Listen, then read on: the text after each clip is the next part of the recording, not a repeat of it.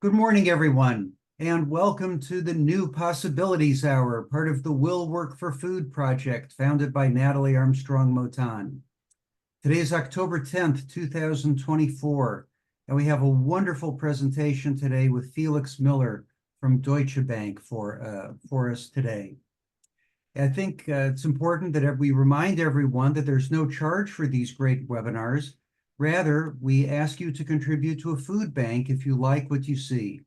And since we began the program, the series in 2020, our audiences have been so generous with contributing in honor of our great speakers. One of my favorite parts of the webinar every week is when we announce the running total of just how much our audiences have contributed to date.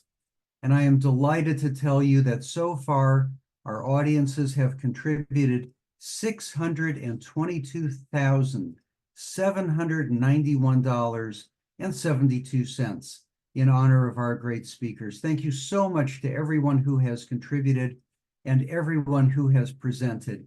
We're doing so much to fight food insecurity worldwide. Today, we have another great presentation, Negotiation as a Service and Function. Insights from Intrapreneurship, why and how to build a negotiation one-stop shop inside a global bank as an organizational capability. Wow. And presenting that will be Felix Miller, deal expert and co-founder of the Office for Negotiation at Deutsche Bank. Felix is a negotiation trainer of great renown worldwide.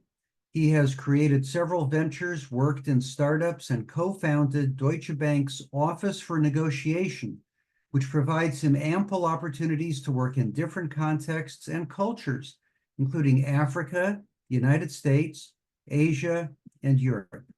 As a negotiation instructor, he teaches negotiation to senior leaders, including members of the Management Board of Deutsche Bank, the European Commission, and the German Federal Foreign Office. Felix is a Harvard-trained negotiator and holds an MSc degree in International Business Negotiation from the IESEG School of Management in Paris. Felix, we're delighted to have you here today. Please tell us a little bit about where you'd like people to direct contributions, if they're able to do so, if they're in a position to do so. And then on with the presentation. Felix Miller, the floor is yours. Thank you very much, Jeff, for having me. It's a great honor to be contributing to your great cause. And I hope our audience will feel inspired after this hour together. And I kindly invite you to follow what Jeff's just said. Please make a donation. And I would also like to extend your suggestion, Jeff. Please do so with the food bank that is close to your heart. We trust you on this, and I will do my very best now to make this a fruitful hour for everyone and tell you a little bit, as already announced, about the transformational power of negotiation itself, starting with the question, what is negotiation and how can we think about it? What's the value of it?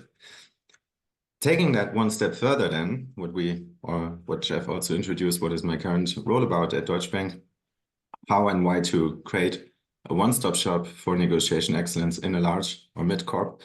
And I will also make a few comments on also the context of startups and smaller companies and in what capability they can use negotiation, maybe not as a service and function, but something alike.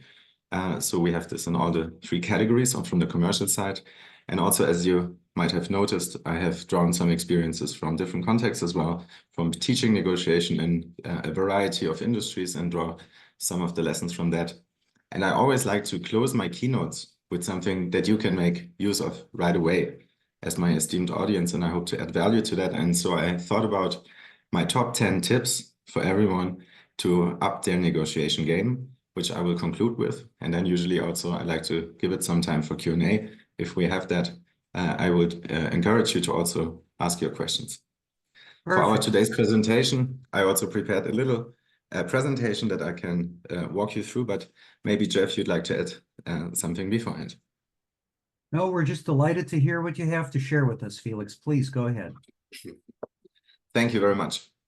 First of all, the question is a little bit, now I cannot see you that well, like we would if we were interactively in one room, but usually when I open keynotes like that, and I just did this a week ago in Vilnius, Lithuania, with some 300 plus people in the audience. And I did the very same keynote I'm doing today. And I asked the audience up front, how many of you have had formal education in negotiation in your life, in school, in university, at the job, in the NGO you work with? And from 300 people, maybe 10 to 15 raised their hand. And usually that's the ratio that's quite common in the world. And why is that? And also, why is negotiation so important? What does it, what can it do for us? And that's a little bit what my presentation today is about. And it starts with my own story, how I found my way into negotiation in a more structured way. And I'd like to tell you a little bit about it. And then also why I believe that we have now quite an uplift in the overall recognition of this amazing field. I have, my first story starts with probably the worst deal I ever did in my life. One of my favorite questions in negotiation is when someone asks you, what's your budget? Please never answer that question because it will cost you minimum your budget or even more. My first deal, I can recall, I was maybe still a child and I got some money from my parents for birthday or something. And I wanted to buy this bike from the friend of my brother. So I told him that, and he's like, okay, Felix, how much budget do you have? And by the time then it was 250 Deutschmark. So I disclosed that to him and it cost me 250 Deutschmark. So this is probably the worst negotiation you can have. This was my starting point. And I had a second one. 10 years later, usually, I would have a company with a partner where we helped a German manufacturer to open the US and North American market. And we did very well. My role was to be client-facing, to be a chief commercial officer, to do sales partnerships, joint ventures, and scale the business overseas. And this went very well. And internally, I would negotiate quite not to my favor. So I would lose a lot of value, also because I dealt with someone who was not playing ethically and not legally. So it was very difficult. And in these cases, I had to make quite a difficult experience. However, it led me to the point to think ahead and think to myself, can I learn negotiation in a different way? Can I think about negotiation in a structured way? What is negotiation? And so I did research, started to read Getting to Yes. And then from there on, what Jeff also described, found my academic way into the field, then tried to read almost every book that's out there, and also started to be a trainer. Later on, I would learn that the mind learns best when we explain and teach to others. So by that, I would say continuously also improving my negotiation game. But this was the reason why I came to this point to ask myself, what is negotiation and what can we learn? What can we learn how to do it better? And let me share a little bit what I found during those years in my personal journey. And I'm going to share my screen in a moment. Jeff, you may want to check if I can do that. I think you should be able to do that, Felix. It says disable participant screen sharing. Can you check one more time, maybe? Thank you.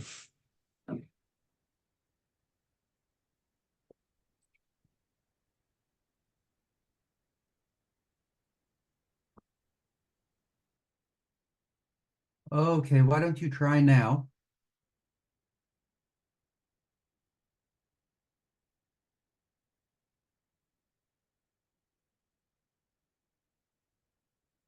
There we go.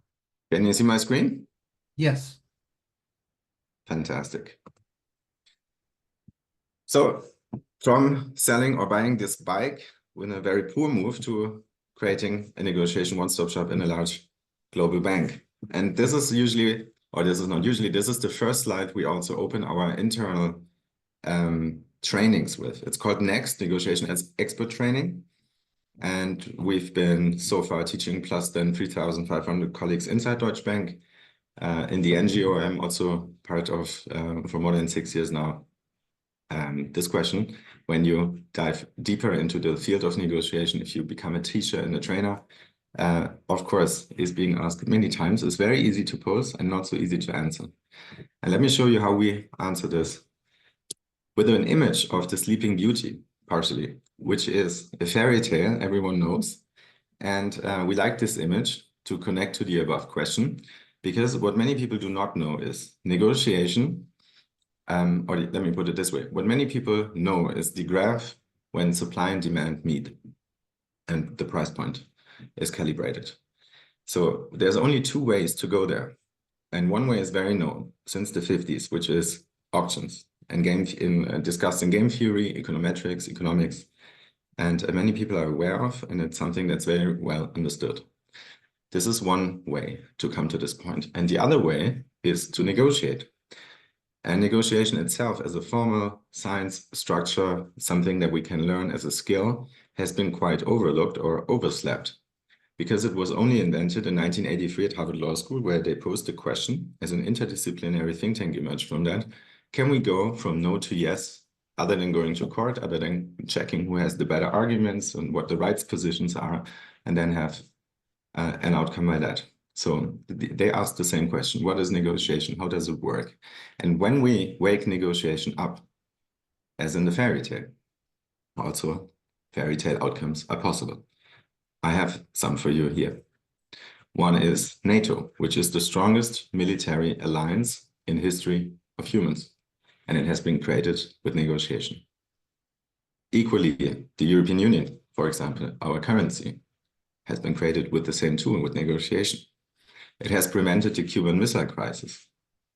It has brought down the Berlin Wall. Just a few days ago was the German Unification Day, something we are very proud of and something we have had a lot of help with and a lot of people collaborating, which is a different word to say we negotiate.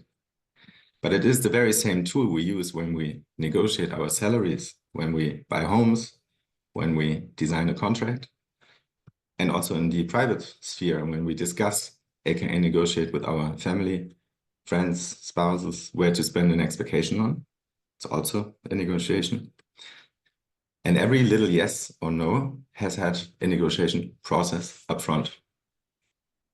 What I find quite interesting here, when you look at the different data points from NATO over the European Union over to buying a home, they are quite different in terms of the value they bring to the table, or that has been created with it. And still it is the very same tool. So it shows that the larger the problem, the greater the value we can unlock when we apply this beautiful tool in the right way. And it is a very powerful tool, as you can see. I also learned that things are same, small and large, especially when it comes to principles. And so what's beautiful about negotiation itself is we can be more aware in the many negotiations we have every day, even if they are not called as such. Most of them are not called as such. And then we can activate our learning curves because we get more sensitive to how to ask the right questions, how to ask questions in general, how to practice active listening, how to find better solutions to problems we might not see evidently a solution to. And then we can take these learnings and more skilled experiences to the more strategic negotiations and excel and create better outcomes.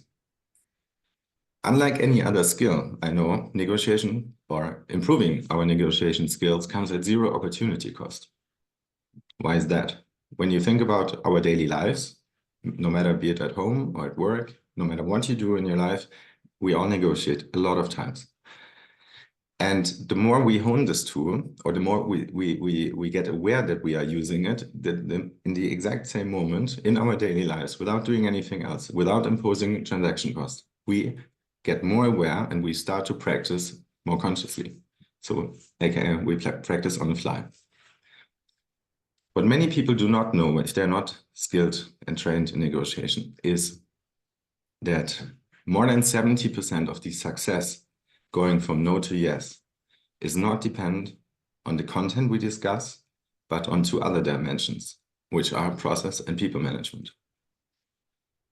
In other words, many people fail to go from no to yes because they only focus on what they want, the substance, and they neglect process and people management.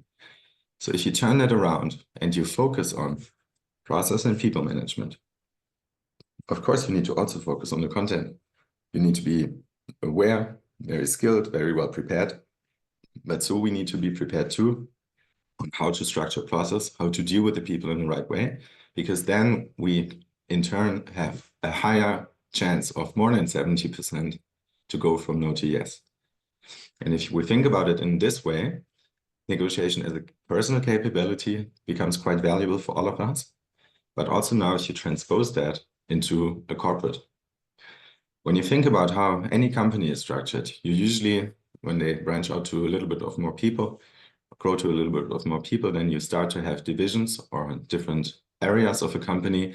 For instance, you have sales, you have HR, you have marketing, and so forth. And altogether, they are needed to create a product or a service what the company is selling. And in between those departments, not only inside the departments too, but also when we hand over from one to another, there's always a need to negotiate, to collaborate, to resolve conflict, to take decisions while we are interdependent, which is one of many different definitions of negotiation. There's not, I think, one or the one definition, but my favorite one is the one I just recited, comes from a book called Negotiation Globally from Brett and Hull. And it says, we negotiate when we are in a discussion or a chat or when you talk to people. And it's not only talking, but it's when we are interdependent, this is one. And then we do one of these three things: allocate scarce resources, take decisions, or resolve conflict.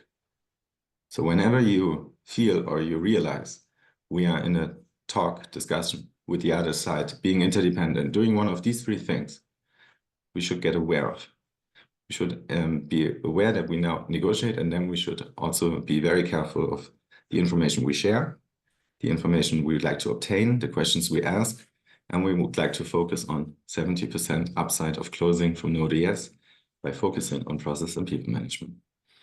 So, and if you think about this definition, and also only internally in larger corporations, we have that all the time. We need to ask for budgets, or we need to increase them, or we need to allocate scarce resources, being FTEs, being time, being money, whatever it may be, and take decisions, obviously. And we are interdependent, not only in our divisions, in our company, but in a very interdependent and globalized world. Although there are some trends against that, but still, there's so much interdependency in our lives. So, and if you think now that a product starts to be created in the first place in a company, and then it evolves through the value chain, in every part of the value chain where one department takes over, you have a lot of negotiations. The better we negotiate internally, the larger the value we can create, the better product we can serve our clients with. Or the other way around, if we fail to do that, we have a lot of friction, a lot of opportunity cost. They are very hard to measure, but they are existent. I think every one of us knows that. And so there's the reason why larger corporations, from I would say mid-sized to large corps, have a huge interest in having this negotiation as a service and function. And the reason we've seen this only recently has to do with the sleeping beauty problem, because it's a fairly young science, a fairly young craft.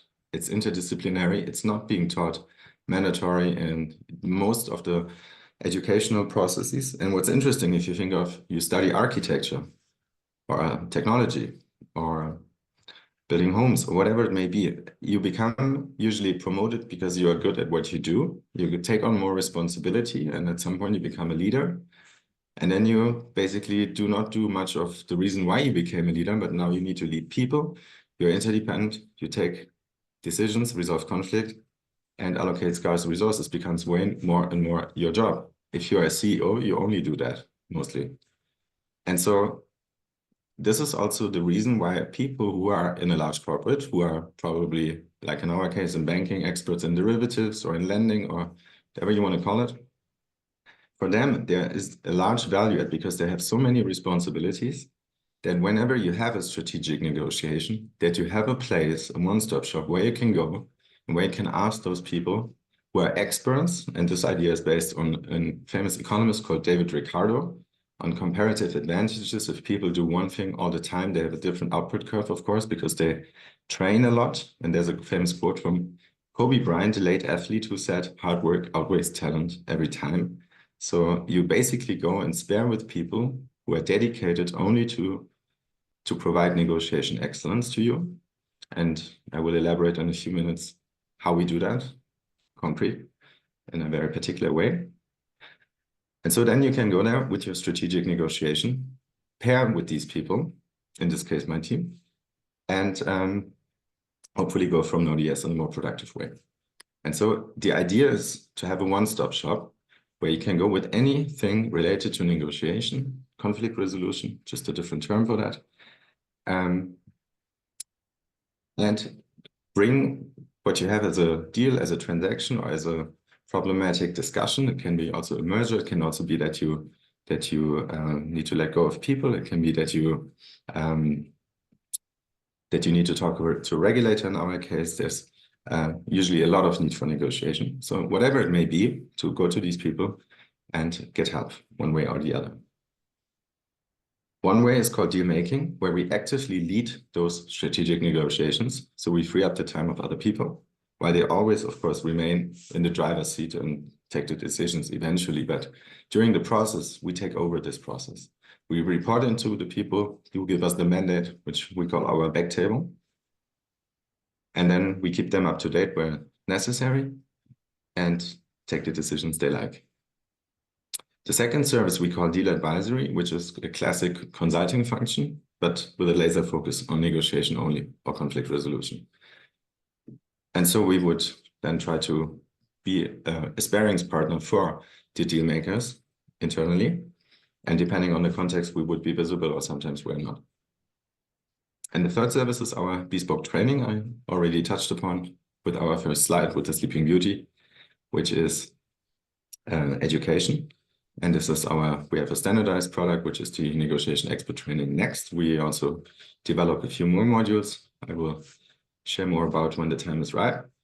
And also we do everything bespoke, like today, what Jeff asked me about. Many of our colleagues do too. Sometimes we do a keynote on mentoring, whereas also negotiation, an important tool for personal growth, for helping other people achieve their dreams and goals. We do tailored keynotes on female leaders. My great colleague Joanna, who's also been invited here recently from Jeff.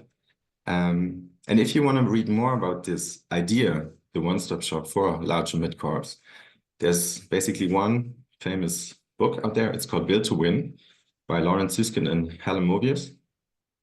Larry Susskind is a professor at the MIT and also part of the so-called program on negotiation at the Harvard Law School, which is the interdisciplinary think tank together with MIT and Tufts that has been created in '83 to ask the question, how can we go from Node.js by also incorporating more than just one science. Negotiation is an interdisciplinary science. It draws on the question of psychology and biases as much as it does on regarding strategy. The more we know how to deal with statistics, the better we can analyze and mitigate and deal with risk. And these things come together as an interdisciplinary science. The concept itself, a one-stop shop for negotiation, as I said, more explained in Build to Win.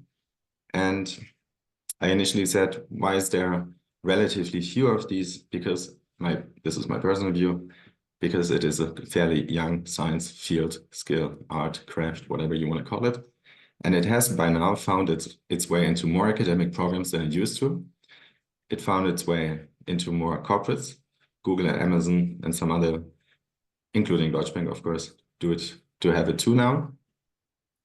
And when we created it, we also shared this with the program on negotiation, and we are very pleased that our idea got also validated and endorsed by James K. Zebinius, who's the successor of the late Professor Roger Fisher, one of the co-founders of the program on negotiation. And hopefully we will see way more in the future to come, because negotiation is a tool to create value, to create lasting trust-based relationships. It facilitates, especially in the commercial world, trade, growth, but it is also the tool to end wars, to transform conflict from a violent and a non-violent way, and it is designed as a tool to make this world a better place. And therefore, we hope our work will not only contribute to a better Deutsche Bank, but also to an elevated negotiation field. And when we think again, what is the largest value for large and mid-corps in this case? And I already said I'm going to also elaborate a bit on a smaller context, which is where I spent the largest part of my career into many years into startups and being entrepreneur in a very, very small context. So first of all, large and mid-corps, they have a high complexity. As I said, you have internal complexity, but you also have external complexity. External complexity is the one that many people think of when you have your clients, when you have you're an RFP with a peer, when you need to win a mandate, when you pitch the relationship. But actually, these deals, transactions, negotiations are all because of the volume, the stake, the brand value, the reputation, and these things become complex by themselves. And also when you think about two large corporations dealing with one another, like we used to have many of our clients too, this is complex. But also the internal part, as I also tried to touch upon a bit. In our case, the bank is structured in 4 businesses and 1 infrastructure. And so when you, for most projects, this is one bank and you need to be aligned on your goals, on your roles, and on the outcomes you want to achieve. And then you also need to have that alignment to represent yourself externally. And the larger the corporate becomes, and ours is with a global footprint, so it's highly complex. You have a lot of cultures. You have people joining there from age 16 or 17 onwards, all the way up until retirement. All the cultures, it's very diverse. It's beautiful. I personally enjoy it a lot, but it also brings a layer of complexity, which, by the way, just as a side note, cultures are a dimension that are highly underestimated in preparing or in negotiating with people. And it's something we cannot touch in half an hour, but there's a great book from Erin Mayer, The Culture Map. I would suggest you take a look at this if you haven't already heard of her, and the great work. And reminding culture is a layer itself, if managed well, can be leveraged, can be facilitating what you want. If overlooked, can be very counterproductive. So this is high complexity, but then we have high frequency. There's, I don't know about your companies or the context you work in, but in a large corporate global bank like Deutsche Bank, but also in the startups I would work, which were hyper-growth mode always, you have a high frequency of transactions and deals you do. Either it's the services you sell, it's the acquisitions you do, it's the transactions you want to accompany or that you help with. There's a lot going on. We have only 90K people or around that number, I think, inside the bank, and then think of how many relationships there are. So the more you have and the more people are needed with the expertise in negotiation. And if this context exceeds or is such a large one, then a one-stop shop especially makes sense. And of course, high value. And high value is not only meant in a monetary way, but of course, deal structures in larger banks are usually 2, 3, 4 million digits. And value is also something non-monetary. And usually people tend to leave a lot of value on the table too early. So that we close too early. And there's a great technique, by the way, to prevent ourselves from doing that. Whenever we have an outcome created with the other side that we like, where we would say yes to and feel happy about it, and hopefully the other side does too, because otherwise you won't probably have created a relationship that's lasting. So what we can do then is, and this technique is called post-settlement settlement, we can then ask the other side. In this case, I could say, Jeff, thank you so much for creating this outcome together. May I suggest we set aside another 5 minutes and ask ourselves the following question. Is there any way we can better this deal for you and I? Because if we can, let's opt for that and let's do that. And if we cannot, we agree that this is what we have right now, our baseline, where we would shake hands. This is the floor. You are happy with, I'm happy with. What it does then is, because we both are happy and have something to bring back to our own people, is it usually stimulates creativity and strengthens our relationship. And we can maybe perhaps share a little bit more info, of course, all within our guidelines, our NDAs and everything we're allowed to do. But however, we can still be a bit more creative and think about how can I add more value to what's important to Jeff? And maybe he finds a way, or we find a way together to add more value what's important to me. And usually when we start to do this, then we enter a very productive zone into negotiation, where it's very hard to predict how much you will exceed the value you have created, but usually there's a lot more room to grow. And of course, if you go back into my world now, the banking world, when you have these high value structures, also monetarily speaking, you have a huge responsibility because it's the money of other people, and you want to have people there who are experts in process and people management, negotiation experts, who keep an eye on the price. What's the objective? What's the purpose of the company you work for? How do you deal with people in the right way? How do you set up the process in the right way? Knowing how to prepare in the right way, knowing to ask the right questions at the right time, knowing when to be silent, knowing when to take a break, and knowing how to deal with emotions. These are all, and cultures as discussed, these are all fields that are important and critical to observe. And the better we know them, or the better we incorporate them, usually the better our outcomes become. I would like now to close the first part of today's presentation with, it's my favorite story and our favorite story, the Deutsche Bank Office for Negotiation, about the transformational power and value of negotiation. But it is also William Urey's favorite story about the transformational power of negotiation. And it is William's story, not mine. And if you want to rewatch it, you go on YouTube, you type TEDx or TED, William Urey, 18 Camels, and you will hear him narrate the story. I will narrate it anyways, because at the end, I will tell it with a slight twist, because it resonates very well with what a negotiation one-stop shop is, on top of explaining in a beautiful way the transformational power and value of negotiation. So I will narrate in my way. There's this family that has 3 children and 17 camels. And the family decides that the time is right now to leave the camels to their children. And they leave them the camels in the following ratio. The first child is about to get half of the camels, the second child a third, and the last child a ninth. If you now do the math, you will encounter that these ratios do not add up to 100%. And secondly, you will also find what the children found, that you cannot divide those camels in these ratios without harming them, destroying them. And so that's not an option. What they do then is very natural. They enter into conflict, unless one of the children suggests to go and see the wise old lady and explain the problem to her and ask for advice and ask for help in conflict resolution. And that's what the children agree. So they go and see the wise old lady, explain their problem to her, and she goes back and says, like, thank you very much for explaining me your very difficult problem.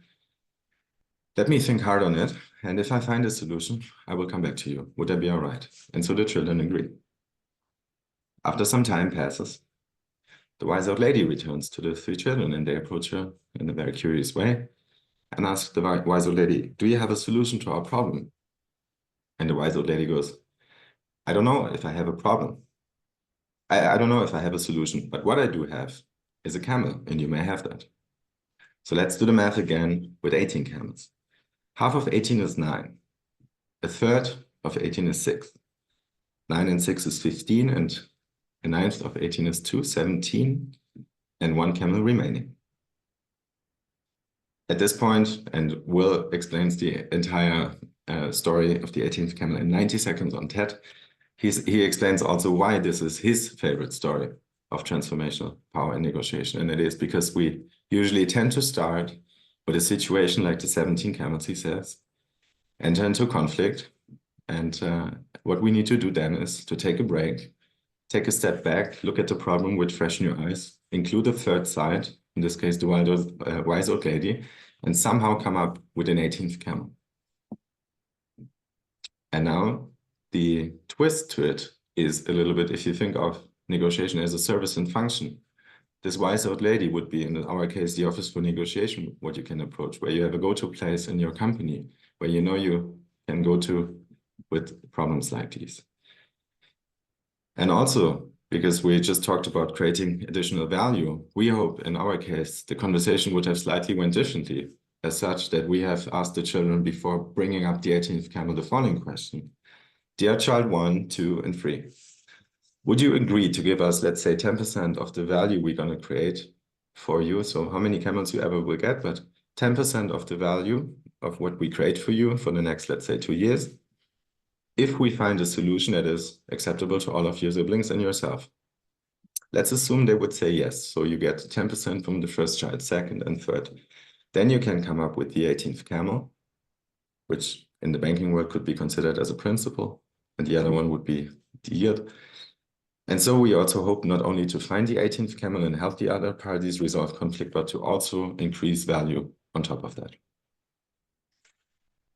And before I go now into sharing a few of my favorite tips, I would first of all thank you for this first part of today's presentation on the value of negotiation itself and negotiation as a service and function. For those of you who are not connected with me on LinkedIn, please feel free to connect there and to follow. I sometimes do also share some tips and notes on that, and will now stop my share and talk about my top 10 tips. The first one is know your objective. There's a lot of times when we train, and this is not only from the banking world, but also I've seen this with diplomats, with scholars, with students, that we start off with knowing what we want, and along the way, we lose sight of it. And it's a very common problem, especially the more people are included in the negotiation process, the more likely we are to get off the right, or like, let's call it North Star. It's called mixed objective problem, and we can mitigate it by knowing our why. So before entering any negotiation, we should be very clear on why do we need this deal? Why do we want this? And why do the other people want this on the other side? So knowing objectives is very critical. There's a very famous saying that says, if we fail to prepare, we prepare to fail. Please never underestimate the power of preparation.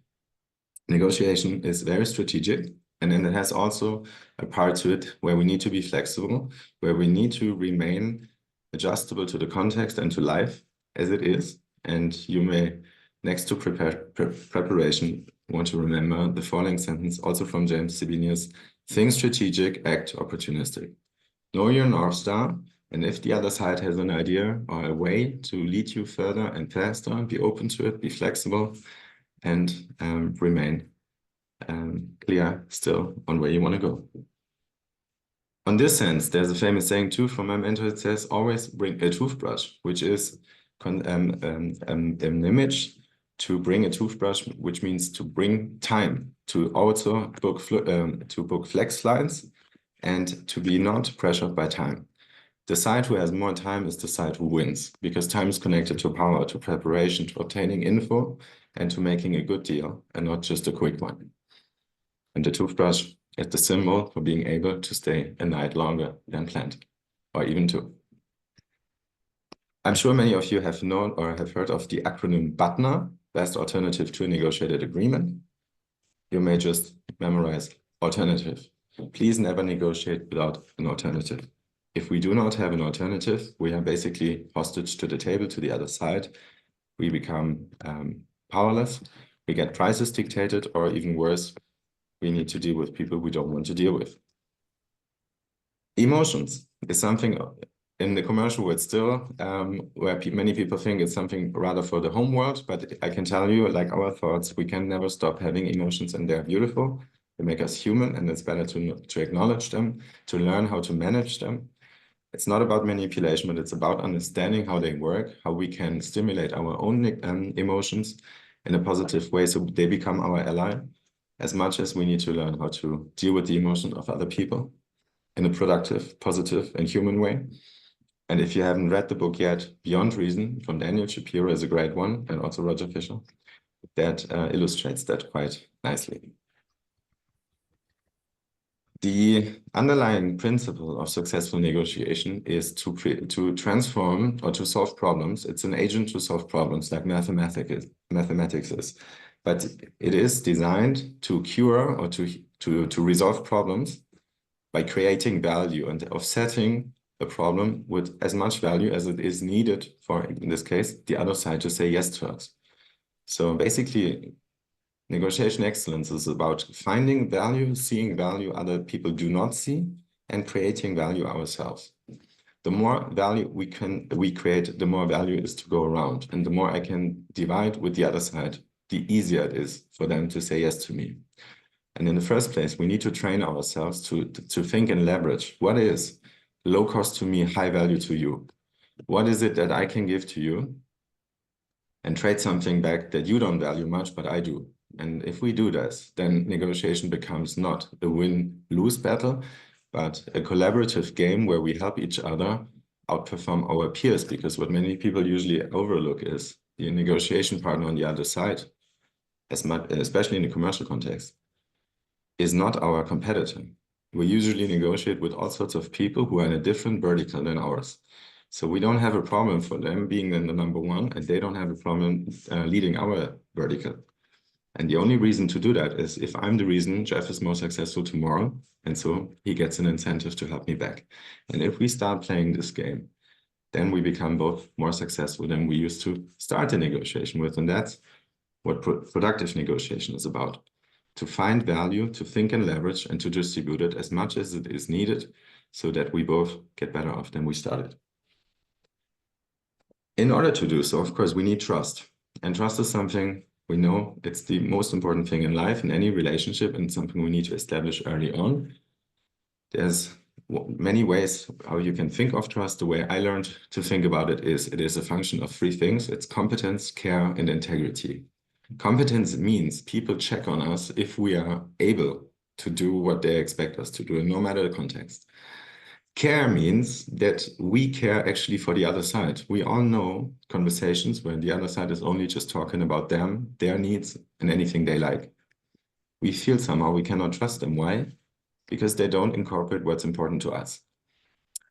If I want you to say yes to me, I need to make it easy for you to say yes to me. And if I need trust, I need to make it easy for you to trust me. So I need to display competence, show care for your needs. And integrity means to always follow the values we have selected to obey, because we make ourselves predictable to other people.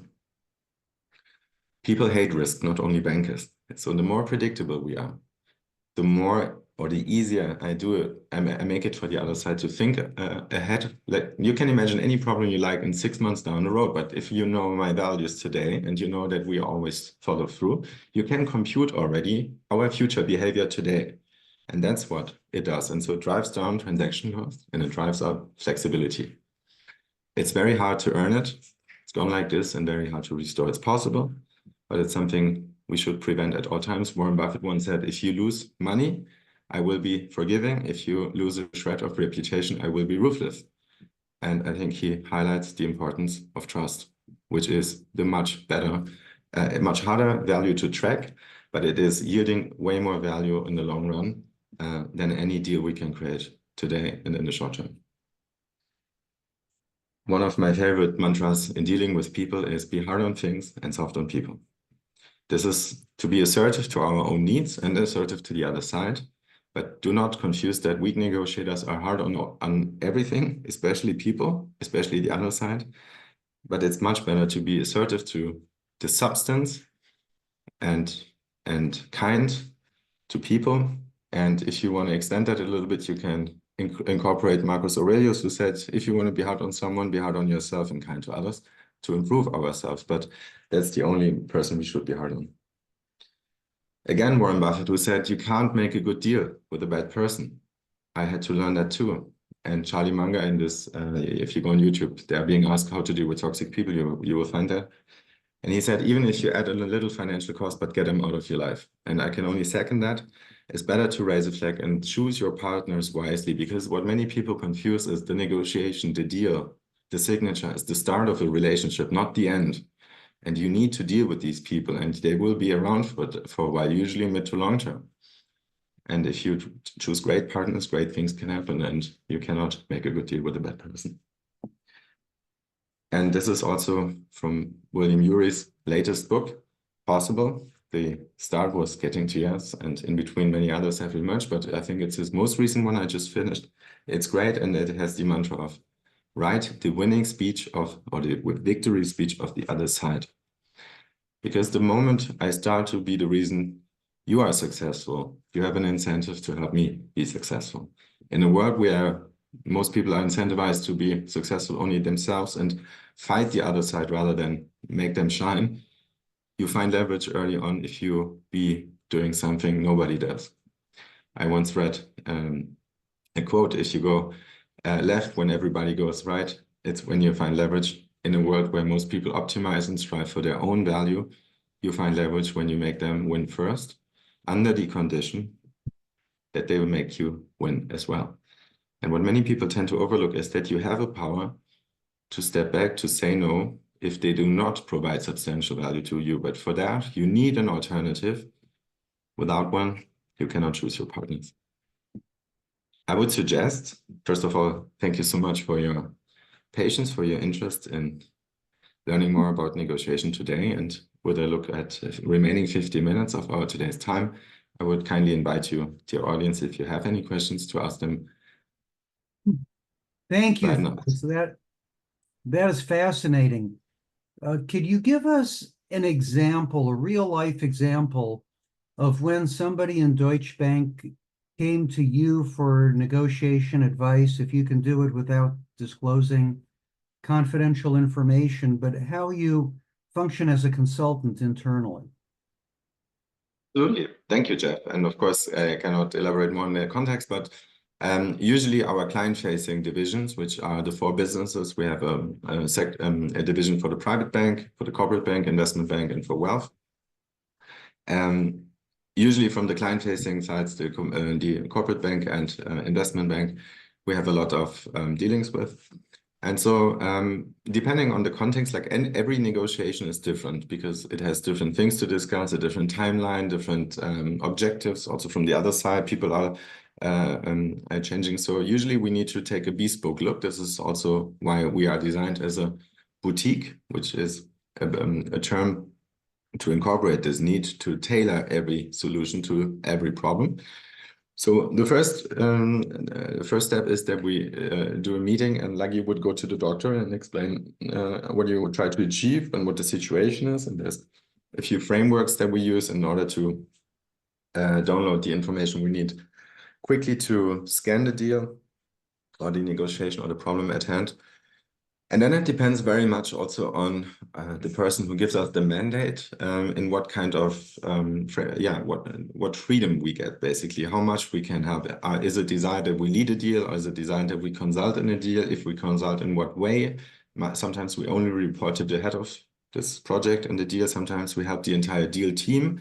Sometimes I would be, or my team would be, on calls where we also help creating options for a new proposal. Sometimes it's a little bit more high level, where we give strategic advice on what to keep in mind, where to find power and leverage, and which things to be careful about. But usually it would start with an inquiry email or call, a meeting where we try to understand the context, the timeline, what we try to achieve, what's success, and all these things. And then depending on the context, and sometimes, as you might also know, 2 or 3 questions or a new idea can unlock a problem many people have worked for longer on, and sometimes it's the other way around. We have to create more alternatives until we find a way that serves all sides involved.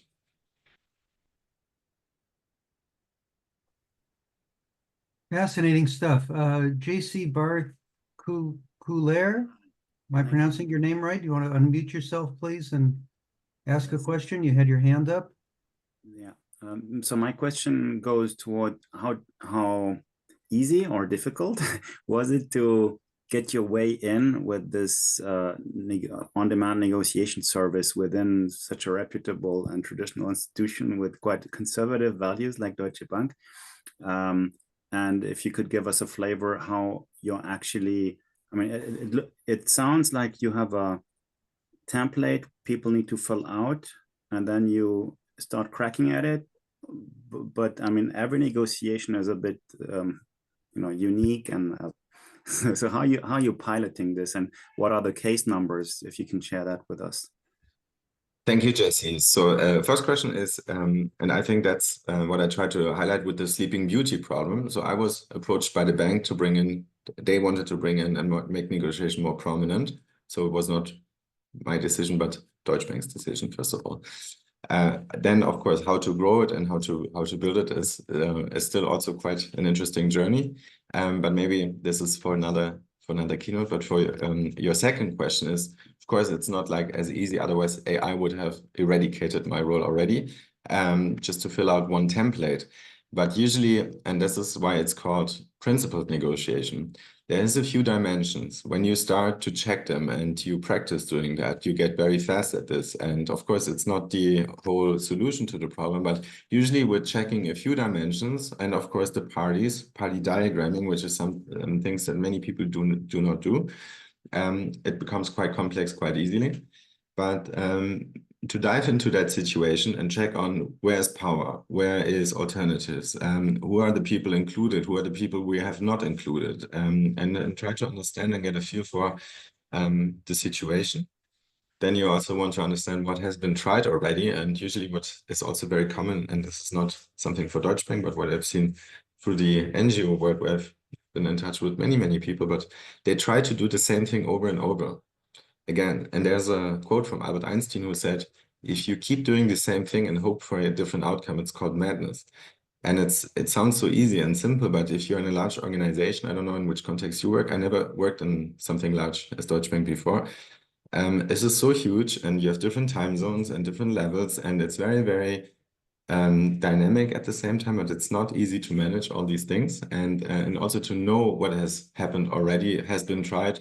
There's a lot of need for alignment, and if people are not sensitive to this, there's a lot of friction already going on. And so these things are usually things we also need to mitigate and incorporate and facilitate to come to a better outcome. But once you have understood all these, then, as you correctly say, every deal, every negotiation is very unique and demand unique answers. But I would say, like, and that's the beautiful part of this principled negotiation school of thought, the principles that you can bring in usually tend to help you find a solution quite quickly. Thank you so much. Hi, we're tag teaming here with Jeff this morning. It's nice to see you, Felix. Thank you so much. Nicole, you had your hand up. Did you want to unmute yourself and ask a question? Yes, thank you very much. Good morning, everyone. Thank you very much, Felix, for the presentation. My question is, you mentioned write the acceptance or winning speech of the other side, which I truly appreciate and love. But I guess taking a deeper dive, how do you incorporate that into your negotiation strategy? Is it like a contrast, comparison, bullet points? How do you sort of work all that in? Excellent question, Nicole. And I just follow also William Urey's advice, who says in the book Possible, he says the path to possible starts with possible. So, and the technique behind it is called backwards mapping, and it's something that people do not do. It's a problem-solving technique. You picture first the ideal, and you can do that also for your own career. You can say, Nicole, in 5 years, what I'd like to be, or my deal, if it goes really well, I would be there.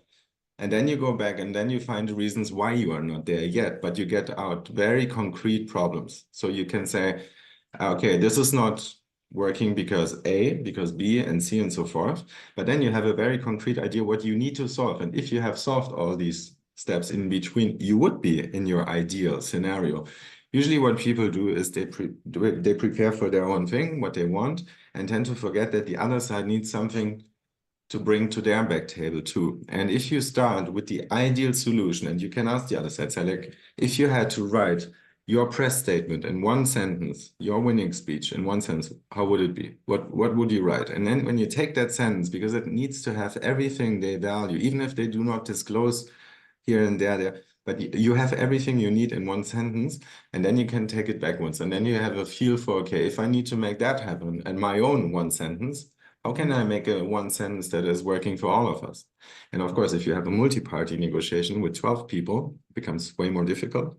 But this is also what William Urey says in Possible, which I find so empowering. He says, don't be scared by the scale, because he has drawn his experiences from the largest and most challenging conflicts of our time. And he said, a conflict is a conflict and people are people. The scale might differ, but that's why it's so beautiful to trust the principle. 10 times 10 is the same operation than 10,000 times 10,000. Okay. And start with the I'm sorry, you said backwards mapping. I just want to make sure I jotted that part down. Is that what I heard you say? That's what you apply? Yes. Okay. Backwards mapping. That's correct. All right. So I'm coming from a Bloom's taxonomy place, but it sounds like there's some similarity. So thank you very much. That's what I wanted to make sure I was clear on. My pleasure, Nicole. Thank you. Felix, what was the name of that book you were quoting from, that author? This one is Possible from William Ury. Then I also quoted Beyond Reason from Daniel Shapiro and Roger Fisher on the emotional side. And for those who have not started, I think the most prominent book still in this field is Getting to Yes, the Bible, actually. So if you haven't read this, that's usually where people start with. Yes, that it is.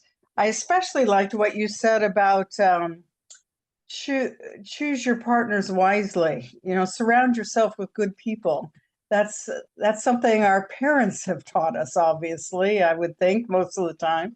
And hearing you say that was the second time in 2 days I've heard that phrase. Of all places, if you'd like somebody else to quote, watch the Howard Stern interview with Kamala Harris. And I mean, no politics here or anything, just as an individual. She actually said something like that in the course of the interview. So, you know, that's age-old wisdom there. So thank you so much. Does anyone else have a question for Felix? We have a couple of minutes. If not, then I would encourage you to consider the rational games, which Felix has suggested for donation to Food Bank as charity, and the link to that is in the chat. And I am incognito, or was incognito here as Natalie this morning, and we'll be back next week. Thank you so much, Felix, for being here. Fascinating. I look forward to watching the whole video so I can catch up with what I missed. And please, John, allow me just to add one thing to Rational Games, dear esteemed audience. It's not a food bank, but it's the NGO I'm affiliated with, where I learn to be a trainer. We teach negotiation and give away the money to other NGOs that make use of games and play to resolve conflict. I think it's a great cause, but you may choose your own cause, but just wanted to make sure that this is not a food bank. Well, thank you for clarifying the good things that they do. Rational Games would love to have one of your donations, that's for sure. Yes. And as would any food bank or other charity that you give to. So thank you all. Next week, same time, same place, different speakers. So thanks again. And thank you very much, Felix Miller. It's a wrap. Bye-bye. Bye, bye.